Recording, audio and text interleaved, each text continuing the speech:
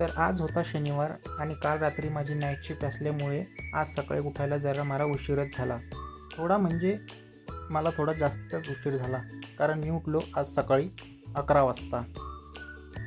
उठल्यानंतर मग मी ब्रश केला आणि ब्रश केल्यानंतर मी फ्रेश झालो. फ्रेश झाल्यानंतर माझ्या मम्मीने मला बनवला मलाईचा चहा आणि मस्त मलाईचा चहा मी पिला. चहा पिल्यानंतर मी 1 तासासाठी ऐकले माझे फेवरेट गाणे. मला गाणे ऐकायला खूप आवडतात. मग मी ऐकले गाणे ऐकल्यानंतर मी अंघोळ वगैरे करून फ्रेश झालो आणि फ्रेश झालो. फ्रेश झाल्यानंतर आज शनिवार असल्यामुळे आज मला होता उपवास.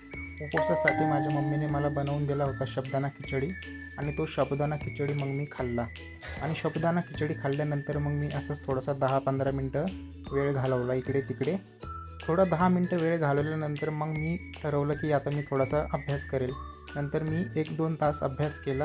अभ्यास तर करावाच लागतो, स्किलअप तर करावंच लागतं. नंतर 1 तास अभ्यास करून मी थोडासा बोर झालो. मग मी थोडासा चेसचा गेम खेळलो chess.com वरती. चेस हा माझा फेवरेट गेम आहे.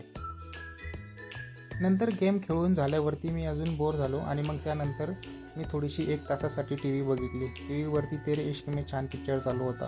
मग मूवी बघून झाल्यावर 5:30 वाजता मम्मीने पुन्हा चहा केला, मलाईचा चहा. तो चहा मी पूर्णपणे पिलो आणि पुन्हा एकदा मग फ्रेश झालो. फ्रेश होऊन संध्याकाळी 6:30 वाजता गेलो मी शनिदेवाच्या मंदिरात. घरी असल्यावरती प्रत्येक शनिवारी शनिदेवाच्या मंदिरात जाणं हा माझा नित्यक्रम आहे. आणि मग मी मंदिरामध्ये थोडं 15 मिनटं शांतपणे बसलो आणि मंदिरामधून मग मी संध्याकाळी घरी गेल्यावर तर मम्मीने मस्त छान खिचडी बनवली होती. तो खिचडी खाऊन मी संध्याकाळी माझा उपवास तोडला.